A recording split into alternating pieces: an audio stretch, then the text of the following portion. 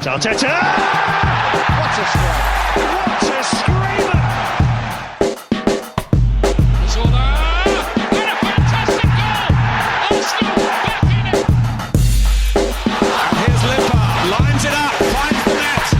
Arsenal in front. In an effort to derail this podcast from being able to focus on the soporific draw against Crystal Palace, Arsenal have hired Dick Garlick. This is the Arsenal Vision post-match podcast. My name's Elliot Smith, the Black Man Twitter, Yankee Gunner. Look, I consider myself professional, even if I'm not, and not considered that by anyone else. But I don't know how I'm expected to be professional, how I'm expected to do my job and focus on the football and not immediately launch into a Manscaped advertisement, allow me to add, when Arsenal have hired Dick Garlick. They have. I think it's fair to say that the penis vampires will not be around anymore. That's for sure. If that makes any sense, if you're following me there.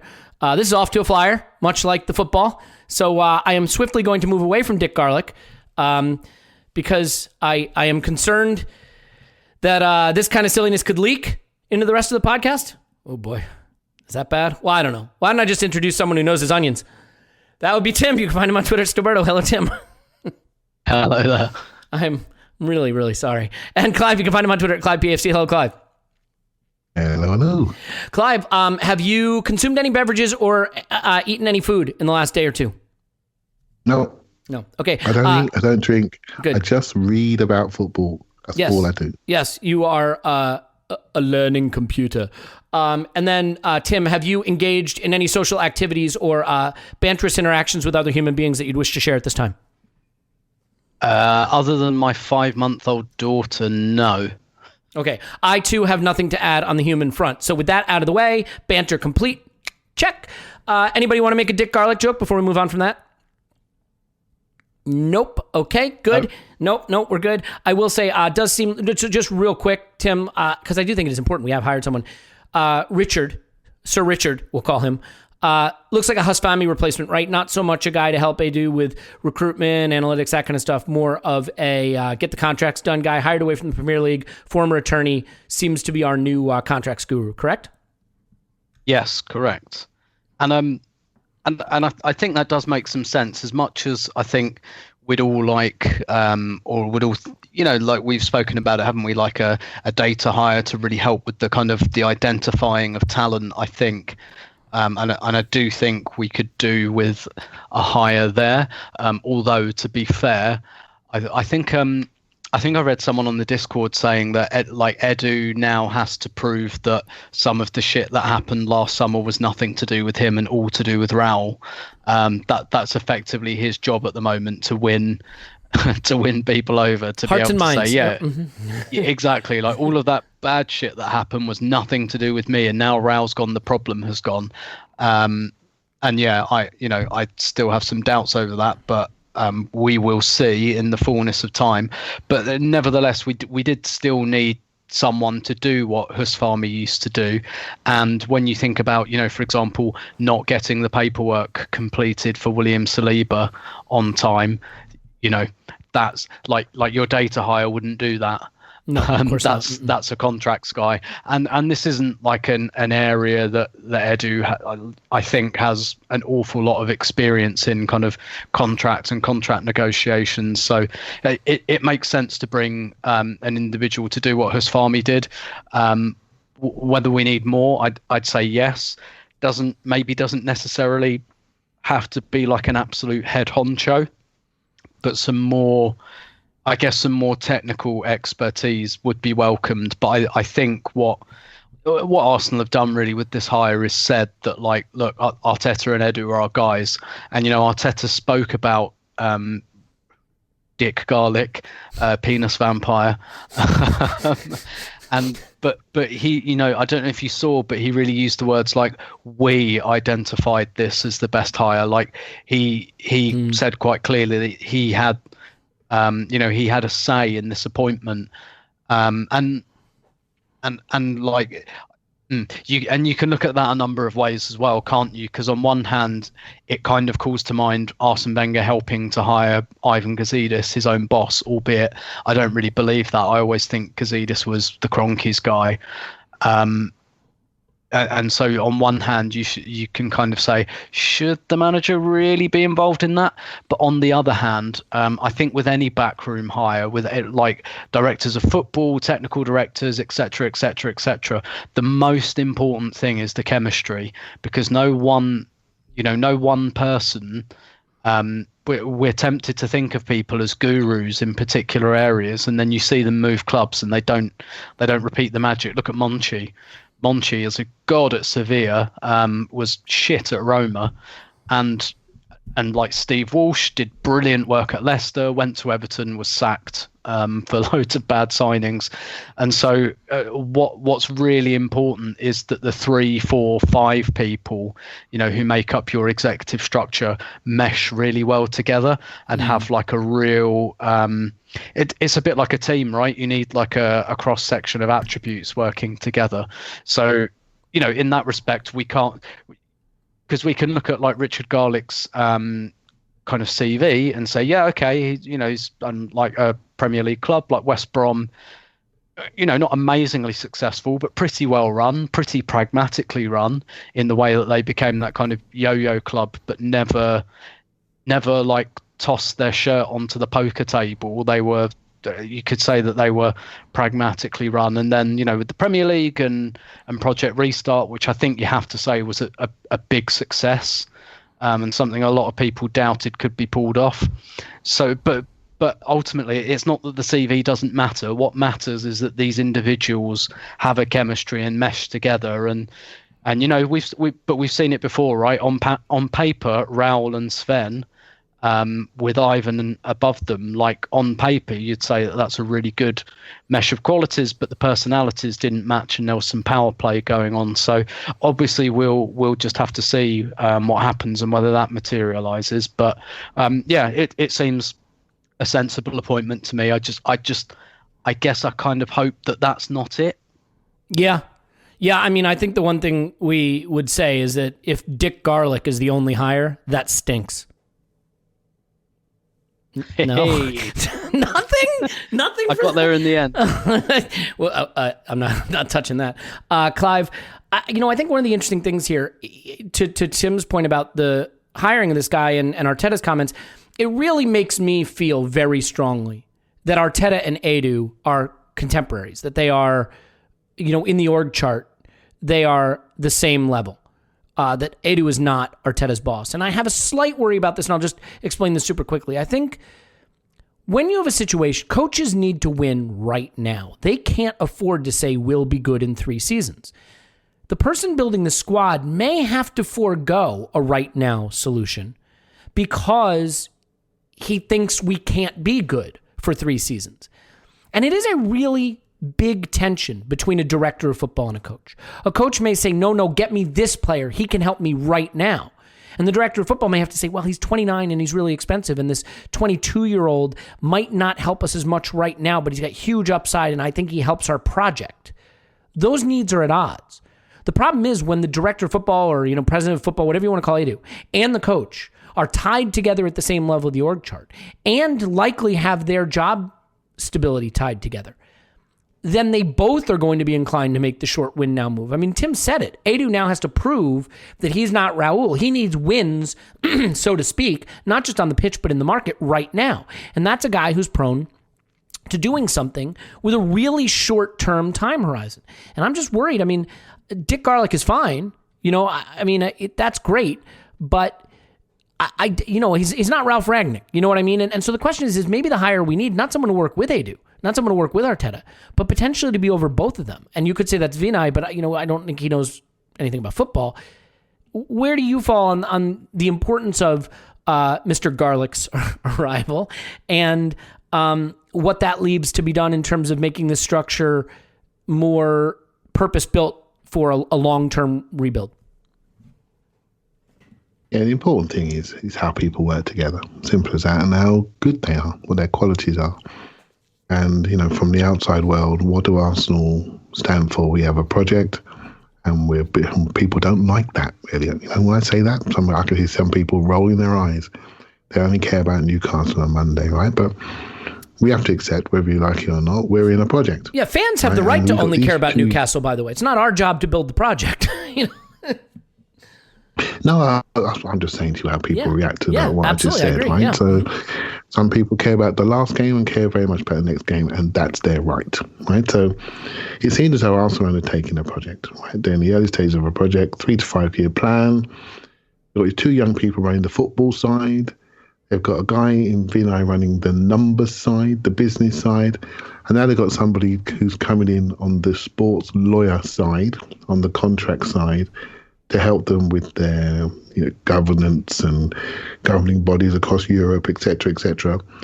And that's a requirement. So that's the 4 legs to the chair, right? So if everyone's all aligned and they've all got common goals, then it's all good. If they're not aligned, that's when you get the problems. And so the mesh statement is the absolutely correct one. Now, my only worry is, who would fire Mikel? Would that be Vinay? And if they fire Mikel, would Eddie have to go? Is it a true partnership? And they seem to be working as a true partnership. Now, if we lose those 2, do we lose the whole model? 4 legs to the chair don't seem enough to me. We need a 5-leg chair, and I agree with you 100%. Needs to be somebody else. Because what I care about more than anything is the sustainability of Arsenal Football Club. I don't want it wrapped up in individuals too much. There must be a situation where if things go wrong, which we felt very similar before Christmas, things could go wrong. What's the next step? How do we sustain something as a level of continuity? And that's my worry, that we're so much in bed with Mikel. Whether you like him or not, doesn't really matter. I don't really care about the individual. I care about the organisational structure and its effectiveness. Yeah. And that leaves us with a problem. And so if Arsenal are all on board, and whatever he does, he can't fail, and he will not get fired based on the criteria that we set him. If he doesn't meet certain targets we're not aware of, then he's obviously under pressure. But in the near term, we've got work to do, which doesn't really make me think he's under any pressure, and that was proven before Christmas. But next season now, when there's money coming in, clear revenues, he's got even more of a chance with his own squad, I think the bar will rise, right? And they'll have to reach those targets. So it's about us accepting really that we're in this project. You're absolutely right, Elliot, to have those fears and worries. That tells me that you query the project. You're actually saying that maybe they've not got commonalities. And that could happen over time. There could be more pressure coming to Arteta. He may say, I want this player. And Eddie may disagree. And that's the friction that happens at work. So the key line that Tim said there about them meshing is the key line. As long as they all know what they're trying to achieve and they're doing their best to achieve it, and that's transparent to us as a fan group, I'm on board with it. If they don't hit those targets, then the discussion we'll have in this podcast will be quite clear. So that's what we've got to see. I think the hardest thing in football to get right is the balance between the rightful need and desire to win immediately and the more nuanced and challenging goal of building for the future and not making moves in the near term that mortgage your future. That structure is very difficult. The easiest thing in the world is when everybody in a work environment has goals that are aligned. What do you do when the goals are out of alignment? What do you do when the coach needs something now to win now and the director of football feels that move is not best for the long term? Is that how you wind up with a Willian? That's the kind of thing that can be challenging. Oh, he can hit the ground running. He'll be good right now. He'll be ready right now. The irony is, guys, you know what I think is funny about hindsight? Let's say Willian was playing well right now, really playing well and contributing to us winning football matches. I'd still be dead set against that move, but it would be a much more heterodox viewpoint. But it's the point that the move isn't bad because he's playing badly. The move is bad because it was bad strategically for where we're trying to go. And I do wonder if that alignment exists. And Clive, it sounds like you wanted to correct whatever inanity I've just added to the podcast. No, I think you ended up beautifully there. I think it's just a fine line. There was a period at Liverpool when I think Klopp wanted Julian Brandt, didn't he? And he was argued against them. His analytics guy said, you should get Salah. And he wanted Julian Brandt. Getting Salah, and he scored 4,000 goals in a season, right? So, fine line. I don't think Brandt would have given that sort of output. I was talking to Tim earlier today. We were talking about getting these decisions right. I remember when Spurs had the Soldados of this world. We were laughing at them. But now we're not laughing so much with Willian, are we? It's just we've got to get a framework and a structure in place to get more of these things right and get the motivations clear. I'm back where you are, Elliot, about how you build a squad and the age profile. I think it's really clear what we need to do next, and the ages of the people need to come in. If we don't start to see that from this group, I think they're going to be questioned, because I think fans are not stupid. They know what we need to do. We know the age group. They know how to build. They know about resale. They can all see the numbers. We need to get better, for sure. Yeah, and you know the funny thing? Take it out of the Arsenal context and look at a club where it'd be just easier to evaluate in sort of a cold, objective way. Crystal Palace. Crystal Palace are going to be in the Championship in the next 2 to 3 seasons. They're going down. The reason they're going down is everyone of value for them is basically pushing 30. And they're not going to get any resale value for those players. They've failed to move on the players that had value. They had the ability to move on Zaha for a price that you could have rebuilt a pretty decent Premier League squad just off what he would have brought in maybe 2 summers ago, and they didn't do it. I don't know that he can bring in that kind of fee anymore in a COVID world and at the age that he's at. And so now you say, where does that leave Crystal Palace? Well, Crystal Palace are aging. They don't have the replacements. They're going to have to replace on the cheap because they don't have anyone to sell. And they're going to wind up using very young players or players that they're hoping can make a big leap up in quality that they've had to buy in a cost-effective way. Crystal Palace will go down. And it won't be a surprise because they've mismanaged this project. Now, it's harder for them, right? They have less revenue. They're a team that just wants to stay up. And so they could always go down and you say, oh, great, you pick a team that's going to be threatened with relegation every season to go down. You're a genius. It's not the point. It's the point that they haven't leveraged their situation effectively. And so, we'll watch, but my guess is that we will see Crystal Palace go down as a result of the fact that, they're an aging squad that hasn't been replaced. I mean, in 2017-18, they were 11th. In 2018-19, they were 12th. This is panning out nicely. Can we get a 13th in 2019-20? In 2019-2020, they were 14th. And now they are, sitting, to be fair, I think a little better than that. Let's see where they are now. They are 13th, but on 23 points. And you wouldn't say that they're safe, but they're probably safe for now. My point is just, when you look at it with a team that's not Arsenal, you see the problem with leaning into a win now approach that doesn't try to leverage assets, try to replace them effectively, try to cash in when you can and rebuild and strengthen. Now we have the revenue that we can keep our floor above relegation, of course, you'd think. They don't. And so they'll go down. And that's really what this is all about. The teams that are smarter move up and the teams that are dumber move down. So let's leave it there. We've done 17 minutes on squad building. We haven't touched on the game, but I hope everybody listening is fine with that because, even just one day after the game, I don't have a lot of bloodlust about it. Tim, it's not so much that we didn't win. I'd rather be process oriented than results oriented, as I tediously harp on about again and again when I'm not making Dick Garlick jokes. But this is a reminder that whatever renaissance we feel we have from an attacking standpoint is more of a stuttering one than a linear one, which is to be expected. But when you look at the Chelsea game and how we got our goals, penalty, free kick, cross, that went in, but was obviously a brilliant shot. And you look at the Brighton game where we had one shot at halftime, the Newcastle Cup tie where we had no goals after 90 minutes and really a turgid affair until we turned it on in extra time. The West Brom game, which was stunning, and then this game again, where we produced about half a goal of expected goals and had 2 shots at halftime. I think it's safe to say that the 4-2-3-1 and the introduction of Smith Rowe hasn't fixed what's wrong. But for me, the thing that seems most blindingly clearly wrong is just the tempo. The number of players that want extra touches, that don't want to try to play vertical passes in central spaces that are dangerous, that are high risk, high reward. The willingness to take a few extra touches, take the easy option out to the wing. We still just seem too willing to take our time and settle on the easiest option. Is that oversimplifying it? No, I think that's pretty bang on. I still think we look better. I don't think I ever thought that Smith Rowe coming in and Saka on the right had solved everything. I still think we looked better in this game compared to the Wolves home game and the Burnley home game. Yeah, that's fair. Mm-hmm. For example, I think you're right. I think what we've done in adding Smith Rowe, we've sped up in the final third a bit, and now we need to speed up in the middle third as well. And there were a few things governing that. On the instant reaction pod, we had a discussion about the central midfielders, but one of the things we didn't discuss was David Luiz. And we probably should have, because that he's the same. He likes lots and lots and lots of touches. He does hit a good pass, but he does take his time doing it as well.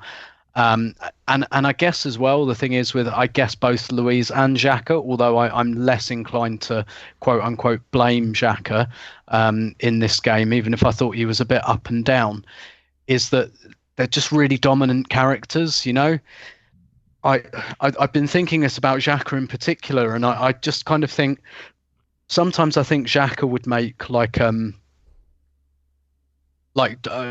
good just piece of your team, but not like the main piece, and it seems like, and again, this isn't like a criticism of him per se, but it seems like if you play Xhaka, like you really commit to Xhaka, and that's it, and he's one of the reference points in the team. Whereas, like, sometimes I feel like he'd be better as one of those background characters. I guess a bit like Rob Holding. Like, Rob Holding is not, I think, one of like the leaders of the team or anything like that. But he's just one of those kind of guys who's just quietly, and I guess Marie, in the smaller sample size that we've seen him, is just like, just come into the team and quietly do a good job. Whereas I feel like some of our more dominant characters are the ones who kind of do this, and it's like liking to take touches doesn't make you a bad player. It's just that Arsenal have got too many of them. And then you look wide, and Willian is he's a touch heavy player as well. So's Pepe, and then you've got like the polar opposite in Aubameyang, a guy who really doesn't want any touches unless they're in front of goal. And so it's just a bad mix, and that's I think really the issue with this squad. I don't honestly look at many players in this squad and think like, fuck, you're just terrible at football, you're just horrible. I look at a lot of these players and I think in a different team you could be a really good player, not as like the main player, but like someone like Ceballos, for example. I could see him playing playing for a really, really good team, just not in an absolute main role. I could see him in that kind of pushing the ball backwards and forwards between a 6 and a 10. I think he could do that all day for pretty much anyone. The problem at Arsenal is we lack creativity so much that we kind of look to him to be something that maybe he's not. And he's not a bad passer of the ball at all. He's a good passer of the ball. It's just, I guess we're maybe harsh on him and maybe harsh on Xhaka sometimes as well, because we're looking for them to be something they're not. And yeah, it's the mix in the team. But I tell you something I listened to today that really, really made me think. I was listening to the Totally Football show actually, and Carl Anker was on it, and he covers Man United for The Athletic. Something he said really jumped out. He was talking about Brighton actually, and he was saying like watching Brighton, and Brighton have got this problem where they actually create quite a lot of shots, but they haven't got anyone that can convert them, and they bought Danny Welbeck to try and solve that, which bless him, I love Danny Welbeck, but he's not the guy that solves that problem for you. And he was saying, and I think this is a really good point. He was saying about Brighton that they get these like 15-20 minute spells, but they can't score. And it made me think, and I broadened that out actually, and I thought to myself, I'm seeing that a lot in the Premier League this season, because like the pressing numbers have dropped, teams' physical intensity has really dropped, teams are sitting off more. And I'm looking at a lot of teams and I'm thinking, like even Sheffield United, I've watched a lot of Sheffield United, they do not look bad at all, they do not look like a bad team, they just can't score. And I keep watching them have these 15-20 minute periods of dominance in games and they don't do anything. Brighton, exactly the same. Like they dominate parts of games, they don't do anything. And I'm seeing this loads and loads. And then I look at the other end of the table and I look at Man United, and I've watched probably of their last 10 games, I've watched, 7, 8 of them. I don't think they've played well in any of them. But what happens with United is that when they get their 15-20 minutes, they score. And one of the criticisms I remember making of Arsenal after Project Restart, one of the things I got frustrated about was I felt like Arsenal kept having these 15, 20-minute periods where they were good in games but not capitalising on them. And actually, I think that's happening a lot more widely in the league. I think what's happening is you're having fewer games at the moment because of the compressed nature of the schedule and teams doing that sitting off more. Every team's having getting a swing in a game, and the teams that are getting the results are the ones who can punch. When they get their chance to punch, they can punch. And you look at, United have got a lot of expensive attacking talent, so you'd expect them to be able to do that, and they can bring big attackers off the bench and things like that. And we spoke in the instant reaction pod about perhaps a problem for Arsenal this time is they couldn't really bring anything off the bench like they could against Newcastle. They couldn't bring Saka and Smith Rowe and even Xhaka in that game, really making a difference. We brought on Pepe hoping he'd not be shit, and he was shit. We left Willian where he was, and I don't think anyone was clamouring for him to come on anyway. We brought on Nketiah, and I just think like a real pattern of the Premier League this season is very few teams are really, really dominating 90-minute periods. It's like you get your 15, 20 minutes and you've got to score when you get it. And Arsenal started each half quite nicely, but they didn't score. And then the game kind of began to peter out a little bit. And even Palace had a period at the end of the first half where they could have scored and they didn't. They could easily. They had the last 10 minutes of the first half. I just think this is a real pattern. And for Arsenal, it's about making those periods count. Yeah, and to be fair, I think, the problem is when we have our dangerous possession, we don't turn it into chances as much as other teteams, right? I mean, it goes back to the shot issue. I think we had 11 in this game. We had 2 shots at halftime in this game, having played reasonably well at periods. And I think one of the things that didn't happen in this game that had been happening more recently, we didn't have as many players in the box. We didn't have as many touches close to the box with players that could exchange passes. And I think one reason for that was the loss of Tierney. I think Tierney's availability allows Aubameyang to get closer to the box. He doesn't have to be out as wide because Tierney can do more things, sort of becoming a winger. It almost adds an extra attacker that Maitland-Niles wasn't really able to do. He gave the ball away cheaply a lot in possession and really wasn't able to add to the attack. And so I think that was a big miss. In a game where Palace played a 4-4-2, really congested the center of the pitch, wouldn't let us play those vertical passes through the middle, which we're not great at anyway, and even though I thought Ceballos started the game well, in general, we weren't making those passes. And the tempo wasn't good, I acknowledge that, but it is a case where the wings were available, and we really were one wing in this game because of Maitland-Niles' performance. And so, Clive, you're the last person I'm going to turn to on this podcast to put the boot in. It's not your nature, it's not your way, but I do think thoughtfully we can analyze this performance because we're in a weird place with Maitland-Niles. This is why every decision becomes so critical at this level of football. We had bids for him. He could have gone to a place where he could thrive, be a fullback on a team that needs a defensive fullback more, probably play on the right where he's more natural. We kept him. He fell out of favor quickly if he was in favor at all. Not much of a plan for him, and now he struggles to get into the game, and he does, and he's playing left back, and it doesn't work for him, and now you wonder when Arteta will trust him again. It just doesn't seem like it's working out. I'm not asking you to kill Maitland-Niles, but do you want to talk about maybe what he got wrong? What he got wrong and how it impacted? I'll tell you what happened in the game. Please. Yeah. So Maitland-Niles is, he's never been a really successful left back in a back four. He's generally played left wing back in a 5, and then he does that hybrid role. He comes inside, Tierney goes on the outside. There's an overlapping centre back, and all's good. So he's not generally been asked to play as left back really in a 4 for too long, So in this game with them giving the sides, this was not the day for a right-footed left back. It just wasn't. Because when you have a low block, how do you beat a low block? So you can play over the top, you can switch diagonals. But as you're switching diagonals, as the ball's travelling, you want to get third man runners to run off as the ball's going over, to get over to that side to create superiorities.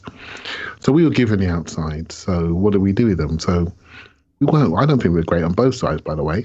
You could see him Maitland-Niles a bit more because the passes are breaking down, and the player that he's playing with is not really a creator. He doesn't want to be there. And Aubameyang was thinking, I'm playing with Tierney. He was shooting off in the box too much, or sometimes, and he wasn't connecting.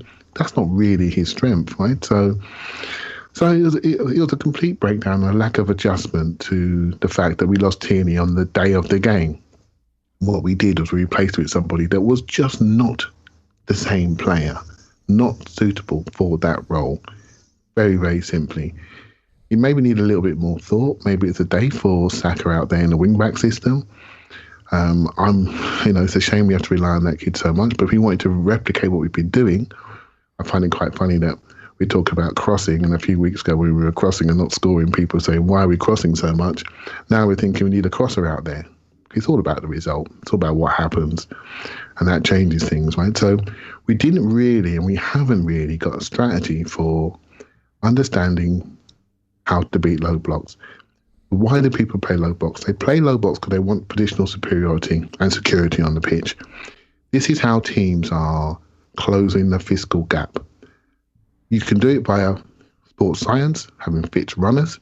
You can do it by coaching like this. Lots of teams are playing low blocks and trying to break on you. That's how they get their points.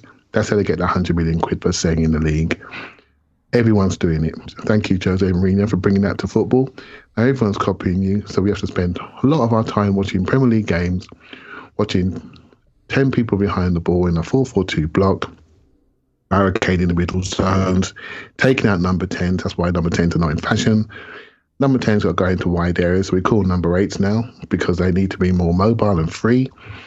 And they're protecting those areas, and they're discouraging people from running through. So you go around, over the top, or you run through. To run through, you need brave passes, quick passes, tempo. We haven't really got that, have we? Crystal Palace quite cleverly let Holding, Louise, Xhaka and Ceballos have the ball. Right? So, I'm sorry, none of them are quick passes.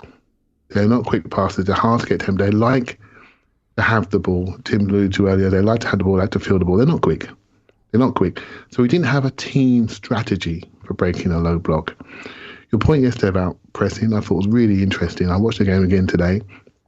It's something we've got to introduce into our game. I totally agree. I didn't feel it in this game, Elliot, that it was one of those things that we could have done. But if we are going to do it, they are able to travel, they're able to run. And the good thing about Xhaka and Ceballos is they're quite calm on the ball. They can go around the horseshoe, etc. But they can be run past. They can be run past. Whether you like it, I know you like the guy, but Bellerin has been run past by more than any other fullback in Europe or in our league apart from Lamptey. Right? They get run past. They're not positionally disciplined.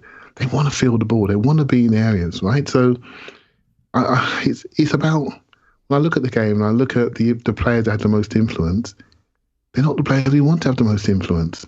I want Aubameyang having the most influence. I want Xhaka having the most influence. I want Smith Rowe. But guess what? Other teams are ready for them, so they're going to crowd them out. So it's just, we have to have a strategy to beat these systems. We have to think about it. I think we're not there in our development yet. We're still trying to build some authority. And I do agree. I didn't feel we were going to lose this game, although we could have done. In some of those recent games for Christmas, I was worried about every 2 minutes. In this game, I thought, we're better than these. When are we going to score? We didn't quite do it. And again, we're living in these fine margins again, aren't we? And the whole league's been about fine margins. These teams are well coached. They know what to do. They know what to stand. They know how to nullify you. They know how to nullify your threats. Smith Rowe's had 3 or 4 brilliant games. Bang, we'll sort him out. We're going to stand on his feet. We're going to kick him. We're going to kick Xhaka. And we have to go again now, don't we? And create a new face. Create a new face. And this is the challenge of Premier League football. Our issue is we are crying because our left back's got a tight calf. That can't be who we are. It cannot be we lose a left back and this all falls down. And it can't be that. And this is the thing we were talking about previously. The moment we see these players shine, our first thought should be, how can we replicate them so we can keep it going? Or something similar, we can create a new phase. We are not in that situation. We've got too much redundancy in the squad that needs to go so we can have a set of people that provide different approaches to systems like this. Because, mate, I'm telling you, I don't know how we are just not successful at breaking these low blocks down, particularly at home. We're just not, And our home form this year, I don't know what it is exactly, but it's not very good, is it? Not very good. No, I think we've won one of our last 7 Premier League games at home, something crazy like that. And what I would say, Clive, why aren't we better at breaking down low blocks? I think to break down a low block, you have to do one of two things, right? You have to have very quick one-touch passing in tight spaces, right? Where you literally just sort of ping the ball around the players. So you need to close the distances. You need players who can play one touch. Well, Ceballos, as great as I thought he played early, he's not a one-touch player. Xhaka's not a one-touch player. Emil Smith-Rowe can definitely be a one-touch player, but his distance from those two was pretty far away, and so you can't do it that way. The other way you can do it is you can carry the ball beyond a guy and force another guy to come out of his hole, right? And so we used to be able to do that with some of our midfielders, like a Thomas Rosicky used to be able to do that. And, we've had midfielders, Jack Wilshere sort of could do it at some level. Santi Cazorla certainly could do it. Xhaka can't do that. Ceballos, a little bit, but still not so much. Maybe Thomas Partey will add a little bit of that. But so I think we lack in central spaces the kinds of things you need to unlock those low blocks. And so that's obviously an issue. And, I do think when you're given the wide areas, fullbacks have become so important in the game. To begin with, in this game, Maitland-Niles playing at the level that he was playing, I just think exacerbated a problem we already had of being very one-dimensional. So everything wound up having to go through the right, or Aubameyang had to come out to the touchline away from the penalty area, and that didn't work. You want to finish up that thought? No, I think you're absolutely correct. The issue is not the personnel; it's a lack of multi dimensions. I think you're absolutely correct. It gets exacerbated when someone has a bad game, and then or someone, I was saying earlier today that there's a couple of players in our team that are irreplaceable, and like one's a goalkeeper and one's Tierney, because the gap in style and quality between the guy at the front of the shop and the guy at the second place is just too big, right? It's just too big. And we saw that today, and yesterday. We saw that yesterday. And, let's just hope that Leonard doesn't get injured, right? Because the gap between him and Chierston is just too big, right? So, again, Tierney has been so influential. There was no chance almost anybody in the league could give us what he's been giving us the last few games, because I don't think there's been many better players in the league. And so to replace him with somebody that's a defensive wide player on his wrong side, if we're honest, it was never going to work unless we changed systems or adapted how we played to allow him to play to his strengths. And plus he had a poor game, started bad and just got a little bit worse. Didn't really deliver until just after half-time once he calmed down, had 10, 15 minutes and he got the hook. So it was over for him. But I think it's much more an issue of we lost our balance. That's what the issue was. It was completely taken away by having the two wide areas completely nullified on both sides, really, but more so on the left-hand side for us. Yeah, and Tim, I don't want to shut you out of this portion of the conversation just in terms of problem solving. I want to get into a couple other individual performances in a moment, but I really do feel that we have to have a way to break down low blocks. I mean, it was no surprise that for a while our superpower was that we could play against the big clubs competently and even beat them, as we saw in the FA Cup, and then struggle against the worst sides or the weakest teams because we couldn't break them down. I still think that's an issue, and to the extent that there are some ways we can do it through passing, through movement, things like that, it does seem to me that the extent to which we just do not press the opposition. I mean, there were times, in the Discord, a lot of times you see certain comments pop up that are just popping up so much that it's a common theme. One of the complaints that was popping up a lot that was really a common theme was just how deep we were sitting at times. We do make it fairly easy for teams to progress the ball into our half. We sit in the low block. And the issue I have with that is it's not just that you're not pressing. It's that when you do get the ball back, you've got so much work to do to move it into a dangerous position. You've got the whole pitch to go, right? You got to build it back up. You got to bring it back into the other. Now maybe you say they've advanced so you can transition a little more easily. That's a more sophisticated, nuanced argument, I guess. But do you think that adding a press is a priority for us? And maybe we don't have the personnel for it. I concede, but it seems to me that even though teams are pressing a bit less this season generally, the best teams have the ability to turn that on at times and create chances through chaos. The easiest way to create a chance is through an error. There was a play in this game. Hector Bellerin made it. He took it off someone's foot right at the edge of the area, didn't he? Yeah. He robbed someone, and I don't remember what. Do either of you guys remember what happened there? Tyreek Mitchell. He intercepted a pass from Tyreek Mitchell, and then he went into the area, and I think he found Aubameyang on the back post, but I think Palace kind of got back. But yes, it was one of the few times really created danger. I think as well. One pass, right? Because all we intercepted. Yeah, and there was a great pass from Ceballos to Aubameyang as well, and I think that might have come from some broken play as well.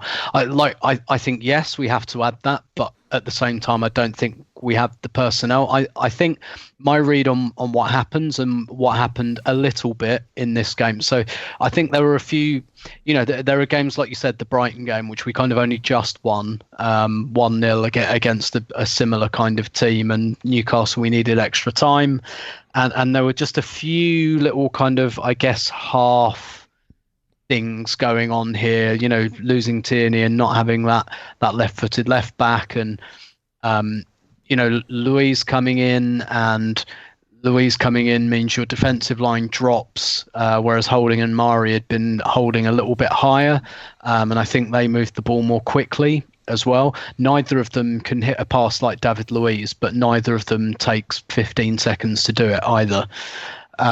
And then, I said this before about Xhaka and Ceballos. They're not bad players. Xhaka makes bad decisions sometimes, but they're not bad players at all. It's just they're both much more comfortable, I think, in their own half.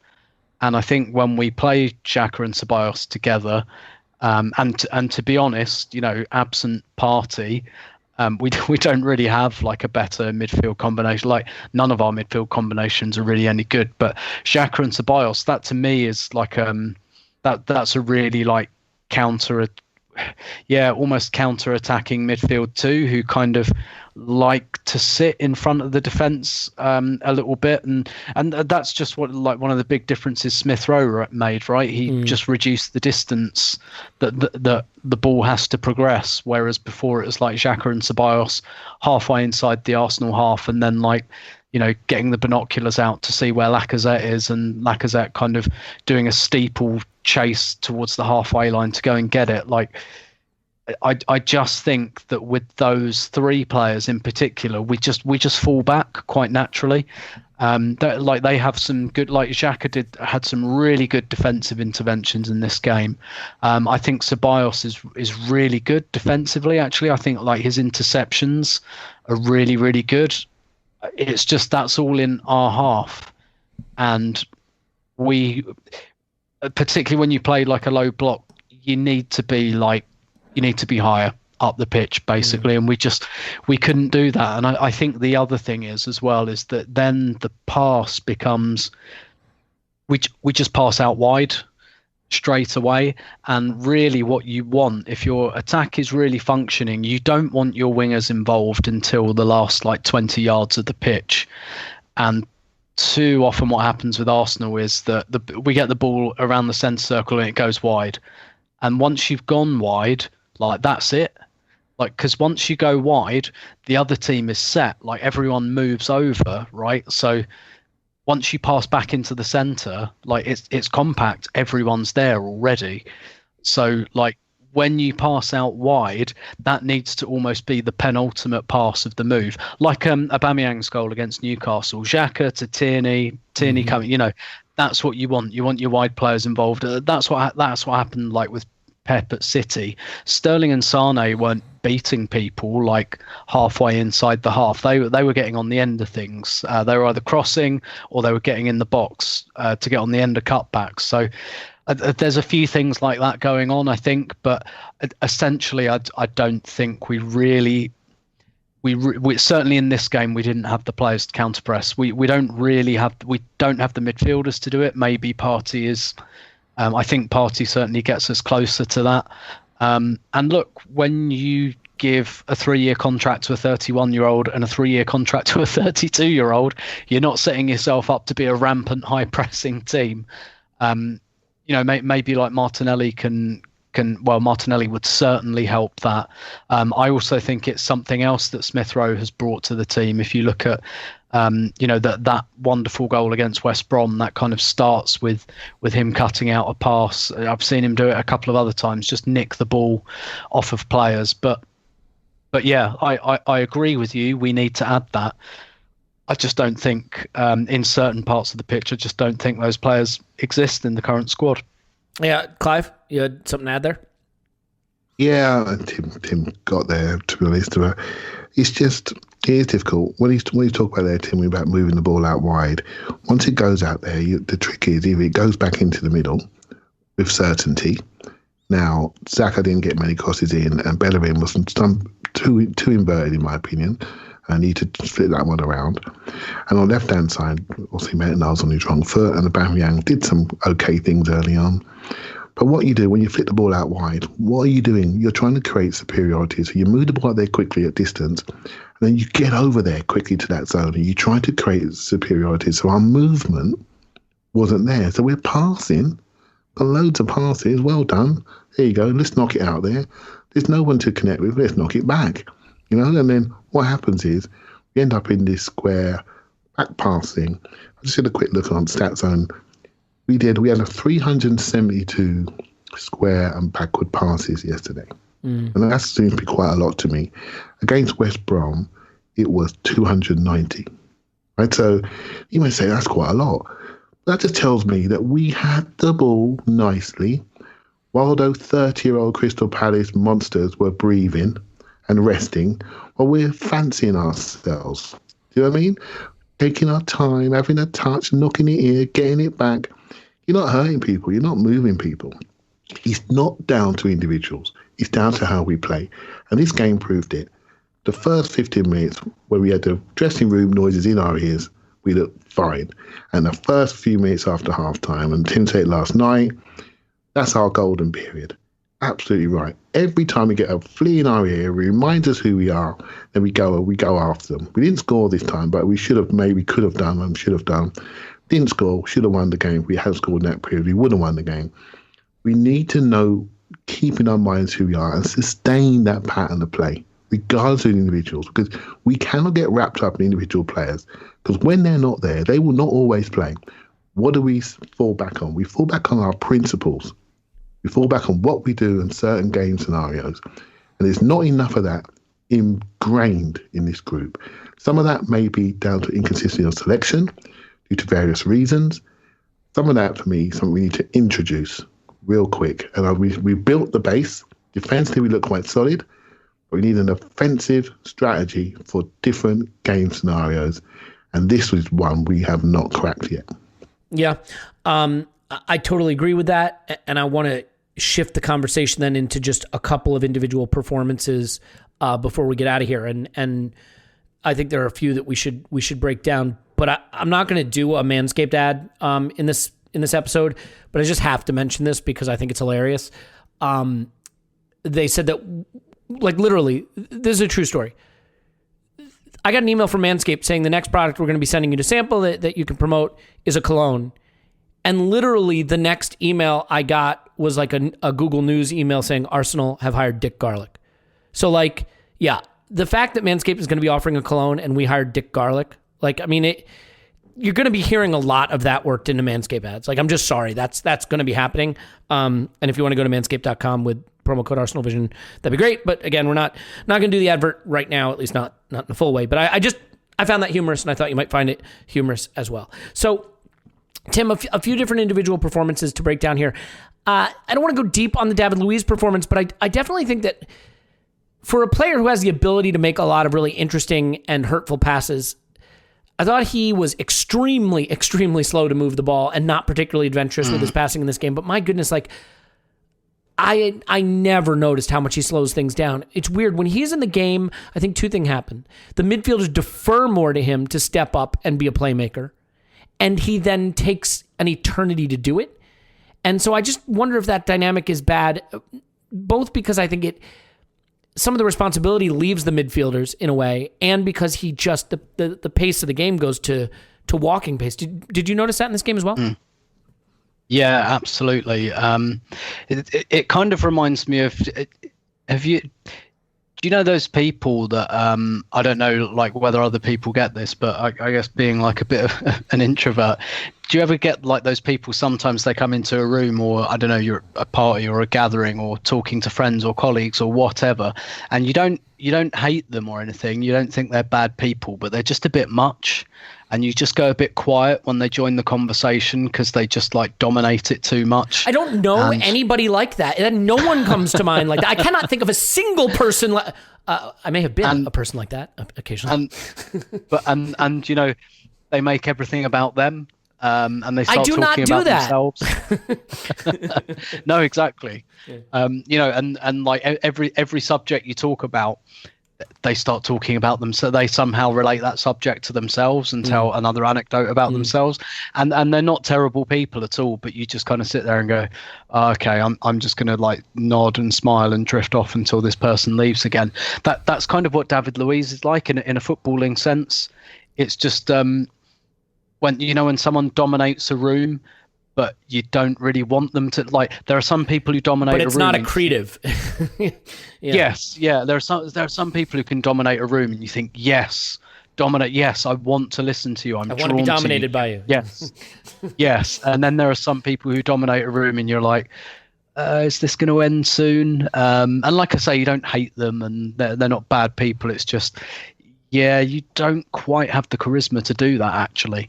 And that's kind of how I feel about David Luiz. And I guess to an extent, Granit Xhaka as well. It's like, you know, they're not bad footballers at all. It's just they can't quite go into the background. And you know, big alphas, aren't they, Tim? They're big alphas. Yeah. And it makes you wonder how they're going to coexist as this team develops. Do you know what I mean? Yeah. Well, I'm not sure they really can. And like with Louise, it's probably not going to be an issue anyway, because I'm sure he'll go. But yeah, it's they're alphas. You know, we talk about Pepe as being like an individual, but just not quite being good enough to justify it. I think we've got that a bit going on with Louise and maybe Xhaka. Like they're alphas, but they're not quite good enough to pull it off. And like with Louise, every time he got the ball, like waving his arms and telling everyone to go forward, it kind of reminded me of when Alexis used to do that. He used to do that, like waving people forward to press. And you kind of think, well, no one else is doing it, so obviously the manager it's not going to work to do it. So like you're kind of go, but with Alexis, it's kind of it was fine because he was brilliant. But I did used to look at him and go, but surely the manager hasn't like, you're not managing the team as well. Like if they haven't been told to press, they're not going to, whether like I think they should be or not. And it's kind of the same with Louise, like waving everyone forward. And I felt like Rob Holding, like, yeah, like I've the way Louise kept trying to shepherd him into positions he didn't really want or need to be in and slowing things down. It just wasn't a great fit. And again, it's not because David Luiz is a terrible person or a terrible footballer. It's just, it's not really a fit. And I just think that's why sometimes I think it's just so hard to put your finger on exactly and it's so hard to really assign it to individuals. Like it's really hard to say like, you know, Dani Ceballos is clearly not a terrible footballer. He's not a bad footballer at all. He's a good footballer, but there's just something that doesn't quite work. And I feel like that about a lot of players. I look at them and I think, you're not bad, but there's just something here that's not working. And I think it's just really down to the chemistry. And I really think David Luiz at this stage of his career, you know, should either go to like Benfica, although I'm not sure Jorge Jesus is going to be there much longer, which might kill that one because that's like David Luiz's hero and idol. But like I feel like he'd be a better fit now at like maybe like a lower, or at least I mean, we are a lower level Premier League team at the moment, but you know, like someone who sits more naturally in that part of the table, the type of team that would go, yeah, okay, I don't mind David Luiz telling me what to do. Or maybe a team that plays in a deep block, because I think he's come to a stage of his career where that's probably more the type of defending that he's kind of capable of. And yeah, it's just one of those things, isn't it? It's not a fit, and it's difficult to put your finger on in a way, but it's just too many of that type of player at the same time. And yeah, I think Louise really slowed us down. Yeah, and I think that given, it is such an interesting thing, right? Because given what he can do with the ball, in my mind, I think this is a guy who can create different angles of attack and different threat. But because of how slow he plays it, and given the fact that like he just steps up to where the midfielders are, it doesn't really change the problem that the defense has to solve. You know what I mean? Instead of the ball coming from Xhaka, it's just coming from Louise, right? It's not coming from a different area of the pitch. It's not coming from different depth. It's not a different type of pass, the same pass, different player, slower pace. Which leads me to Xhaka, Clive, and this is why I think football's a really tough game to analyze. It is such a moment's game. And when a game is boring in particular, large swathes of the game can just evaporate from your memory. And so, Granit Xhaka sliding heroically into his box to clear a ball over the bar. Granit Xhaka making a phenomenal last-ditch tackle on Zaha when the entire central defense had opted not to take on the challenge. Those things will stick in your mind, and rightfully so. 11 ball recoveries overwhelmingly leads the team. One of the best defensive performances from Xhaka in recent memory. But needs to be said that several of those ball recoveries came from his own dreadful giveaways under no pressure in dangerous positions, which, by the way, Arteta was quick to point out. And once again, deferring responsibility for playing those hurtful balls into the central zones and trying to break lines by just pinging it out to the wings. So, like, football's a hard game to analyze because it's never one thing or the other. So are you more impressed by... And look, his defensive involvement matters. It's important. We didn't lose this game. As disappointing as the attacking performance was, we did keep the clean sheet and we did draw the game, and Xhaka deserves a lot of credit for that because of the defending he did. So how do you analyze a performance like that is extremely flawed on the ball in many ways, but is a big part of how we kept our clean sheet? Yeah, he almost epitomizes 8th place Arsenal, right? If we're lucky. Yeah. He almost epitomizes that. And because he does some really good things, and you think he's going to cut the ball out and he doesn't quite cut it out or goes for it with the wrong foot. Then he gets to tackle someone and steps on their foot, gives away free kicks, multiple free kicks. And you just like, it's just one good thing, one bad. It's just continuous, And I think with Xhaka, he just isn't what we hoped he would be for some of us.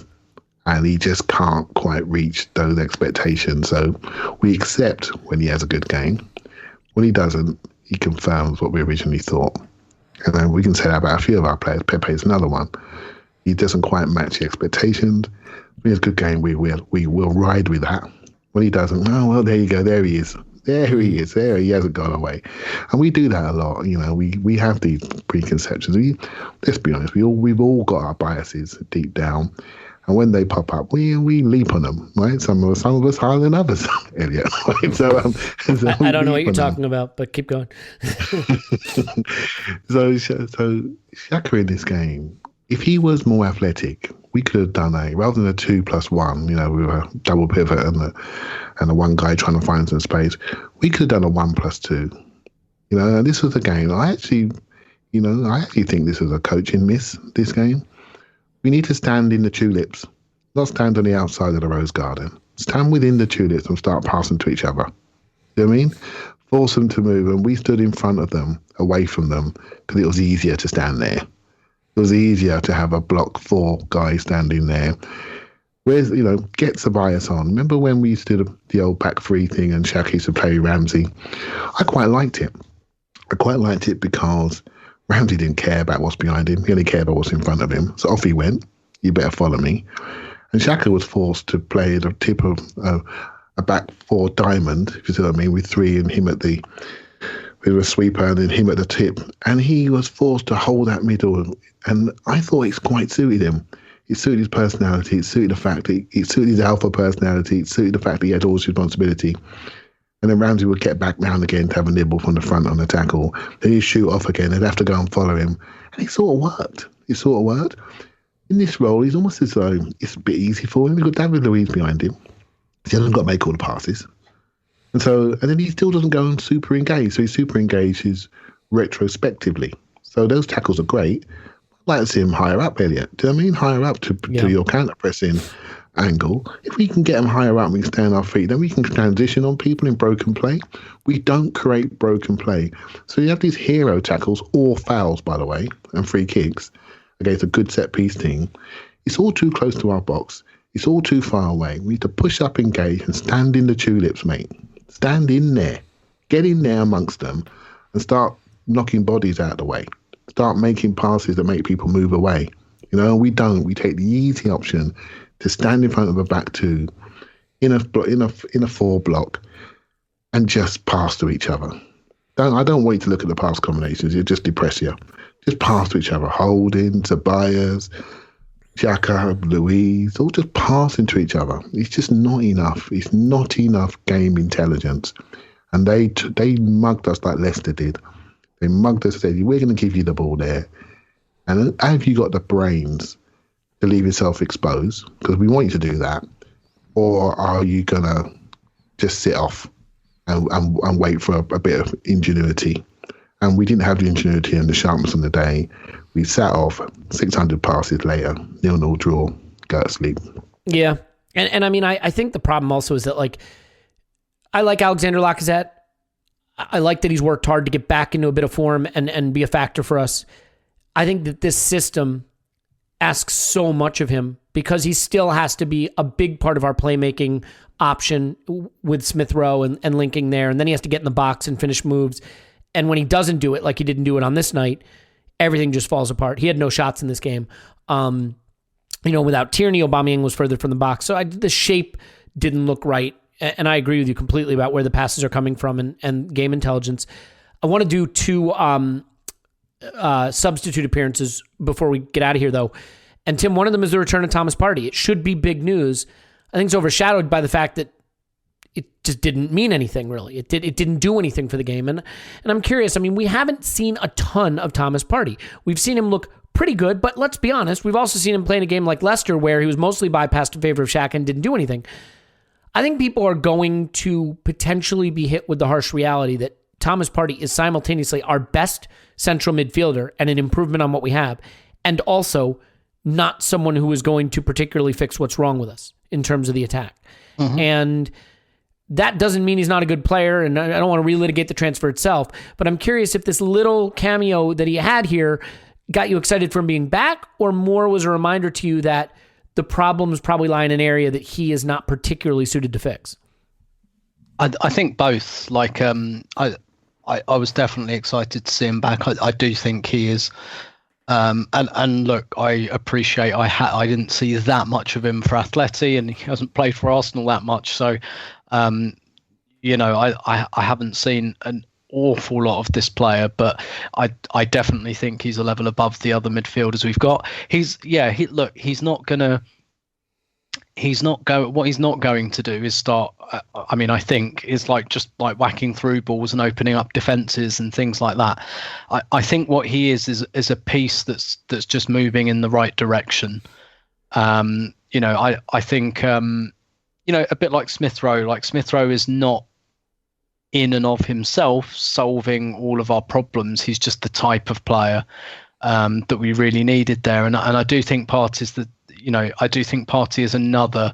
It's maybe not like a pole vault in the right direction, but it's a jump in the right direction. And we're talking about closing spaces. We're talking about playing a little bit higher up. We're talking about counter pressing and things like that. I think Partey can help us to do that. I think that's the key. He's not going to be this kind of fleet-footed playmaker that we've all like. I'm not even sure those players really exist anymore anyway, to be honest. But he's not right. He's not going to be Kevin De Bruyne, right? He's not going to be David Silva. That's not who he is. But players' creativity can take on many guises, and it doesn't have to be like a Bergkamp or Ozil-esque through ball. Like, I would say Patrick Vieira was a creative player. Because he used to bulldoze through people. And again, I'm not saying that Thomas Partey is Patrick Vieira, but do you know what I mean? Like, Peter Crouch was a creative player. Look at Peter Crouch's assists record in the Premier League. Very, very impressive. You wouldn't call him a creator, but he was. He was just a different type. It was just because of his frame and his ability to kind of hold the ball up and bring others into play. That's creativity. So I think Partey will help us in creatively, in a sense, in that he can. By the looks of it, to me, he can win the ball. He can start that counter press. He can move. He can carry the ball. Basically, I think what he can do is move defences about, not necessarily with his passing, but just create some of that panic that we just don't create at the moment, because we have lots of players who like to, receive the ball, stand, and then, move it wide. Like we don't have a lot of those players that potentially create panic or run at you with the ball, or players really that run in behind. We're quite a static team.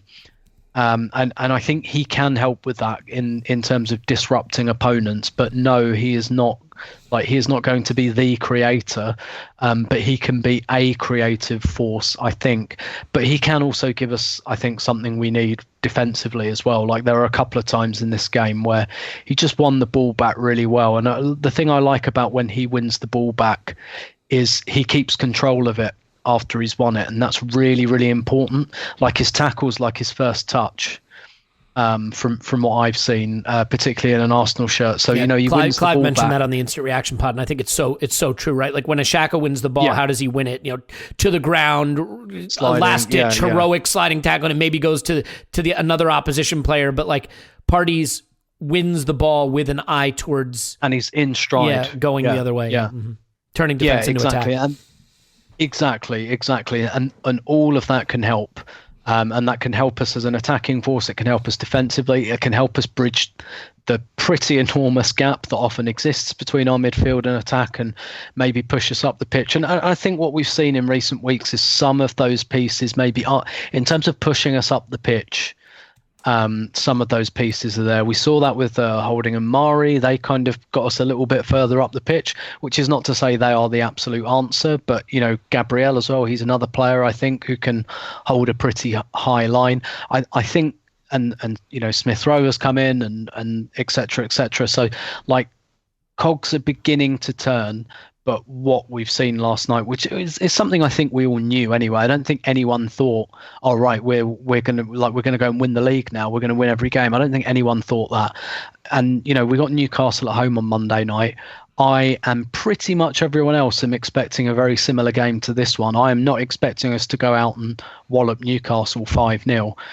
I think it might be a tight 1-0 or something like that. Like, I think most people are realistic about where we are, but if we can just, I guess we're on quite a gradual road, and some of these things are cause for optimism, I think, and Partey is a big part of that for me.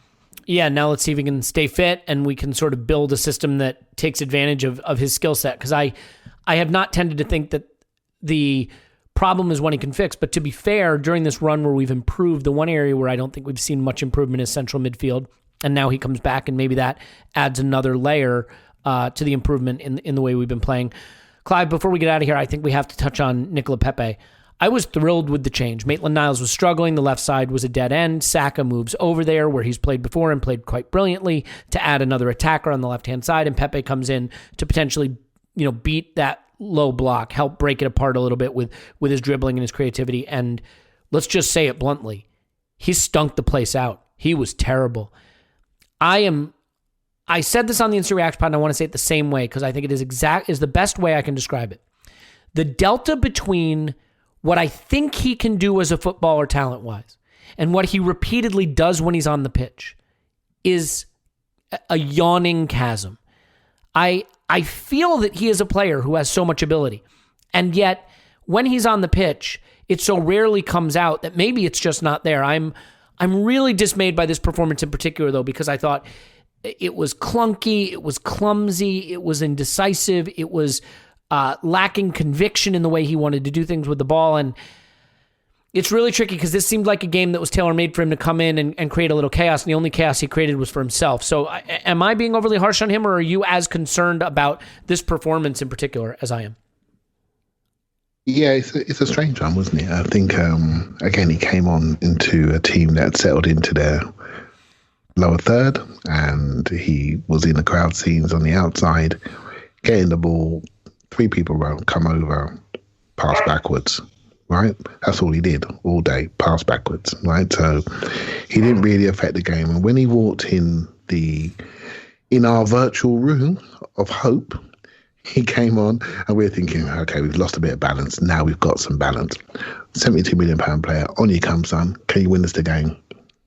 He passes backwards, a couple of bumbles, a dodgy shot. You haven't quite reached your expectations. And it's a player, and I actually felt in this game, and people talk about his confidence, they talk about how he receives the ball, well, I do. But actually, you know what I saw in this game? I saw, maybe for the first time, other players losing confidence in him. Do you know what I mean? I noticed when he took a shot, it was like everyone looked at him and said, oh, yeah, cheers, thanks a lot. Do you know what I mean? It's a little bit like that. And that's the first time I've noticed that, because I felt everyone's been with him. I see a guy that's really trying. He works hard defensively. But I felt that people are starting to lose a bit of confidence in what he can actually produce. You know, and I don't know if you guys see that when you watch the game again. And it's just, that's a shame. That is a shame. I do feel we had a player that we had a bit of time to work with. We got into a point in the cup final where he started to produce. I do feel the Willian signing hurt him. I think it hurt his perception in the room, and I think we've lost him a little bit. I can make excuses for him quite easily, but I don't want to any longer, because the proof's in the pudding. You deliver or you don't, right? And he's an opportunity to deliver. I do feel some players in the squad haven't always had the opportunity. He's had some. I don't feel we've managed him within the first team exceptionally well, but his performances have been incredibly inconsistent. And I feel we all know we need this guy to work. He has the creative finishing skill set. We're not seeing it enough. We're looking around at Willian. We know he hasn't really got it. Lacazette and Aubameyang have been quite inconsistent this season. He's been inconsistent. That's 4 major investments, major wages. And they've been inconsistent all season. And we're relying on a 19 and 20-year-old and a 23-year-old left back. Do you know what I mean? That's what we're relying on, and we're hoping that Partey will come in. And these guys have to produce, or we get last night, we get Palace. And, you know, so when you look at a team, you look at your money, where your money is, and it's in those 4 guys, and it's in the guy that's about to go on a free transfer to Turkey. Yeah. That's a lot of dough, that's a lot of spend, that's a lot of inefficiency, that's a lot of redundancy, a lot of lack of quality. And it's a real concern. It's a real concern. And Pepe suffers for that as well. And I don't think it's all down to the club. It's him. It's down to him, what he produces, how he prepares, improving his game intelligence a little bit more, knowing when to pop it, knowing when to hold it. Xhaka does that quite simply. He needs to do it. He can do it. It's a very simple thing. I'm actually down on Arteta on this game. I have to say it. You got to do this, mate. You got to coach this guy up. You got to do it. He knows how to tap a ball out of the sky. He can shoot. You've got to get it out of him. You've got to extract it. That's your job. You've been given a super talent. You've got to extract it. And he's not extracting it out of him.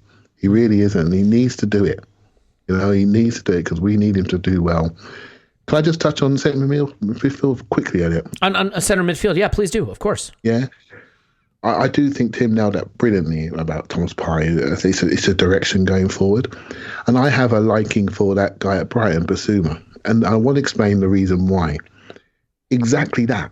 He goes into transitions. He creates those transitions. He stands up tackles and he can drive through people. He can cover fullbacks. Creativity comes in different ways. It's not just a stroking pass around the corner from a Ceballos, although that was beautiful. It's not just that. It's about the game. The game is almost like warfare, right? It's a duel game.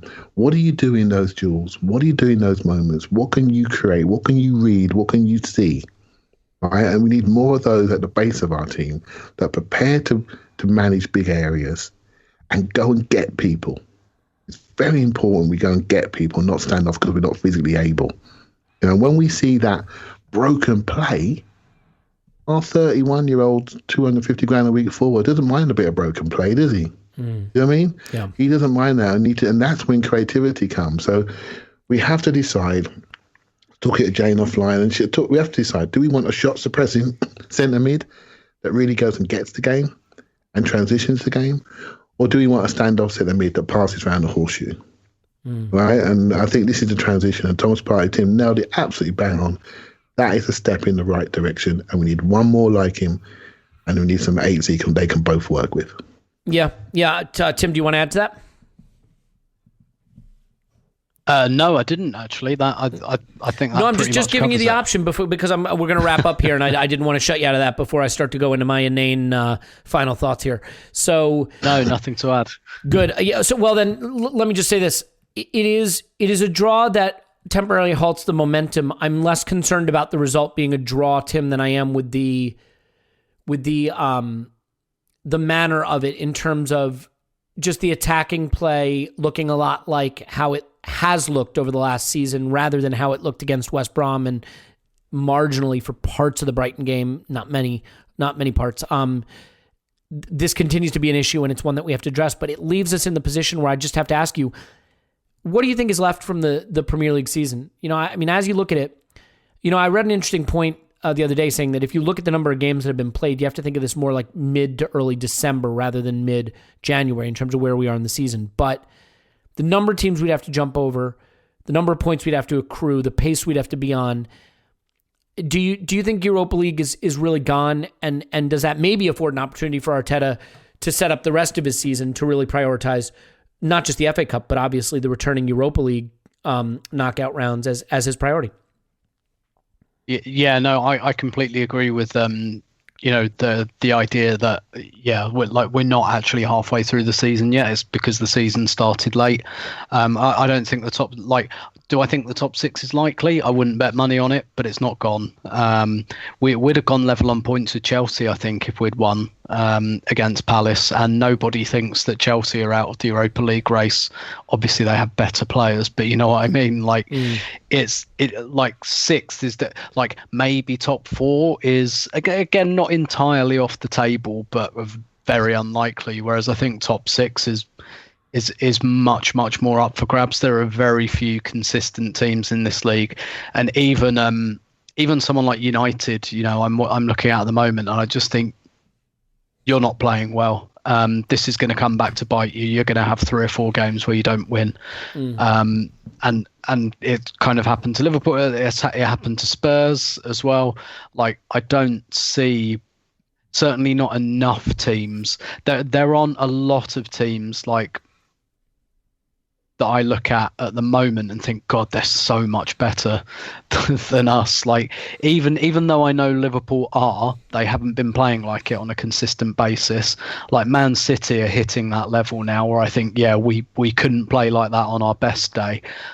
There aren't many other teams that I look at. If you tried to predict the top 6 this season now, it would be really difficult. You'd get 3 of those teams, but 4th, 5th, 6th, 7th, 8th, who the hell is going to finish in those positions? I've got no idea at the moment. It's quite a congested table. It's a weird season. So I do not think that's gone.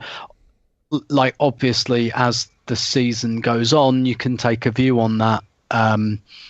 Maybe in the next few weeks, maybe, see what happens in the Benfica games. And if we're still in after the Benfica games, we'll have a clearer idea of that in the league. But I don't really like the idea of prioritising like that. I think it's much better when you've got a rhythm going and you're chasing on a few fronts. I don't think it really works when you're playing a reserve team on a Sunday and then putting a full team out on a Thursday. I never really like that. I think it just makes things a bit too disjointed, and I think the teams that tend to really succeed in certainly in cup competitions as well, or European competitions, quite a lot of them are teams who are just motoring along and on a run and in a rhythm, and I think you take yourself out of that when you start prioritizing. But sometimes you get to a stage where you kind of have to, or those are the cards that you're dealt. But I think avoid that as long as possible, and I don't think we're near that point yet. I think the big issue is just in order to be a Europa League team via the league, we have to jump over all of West Ham, Chelsea, Villa, Southampton, Tottenham. Do I think we'll jump over West Ham? Probably.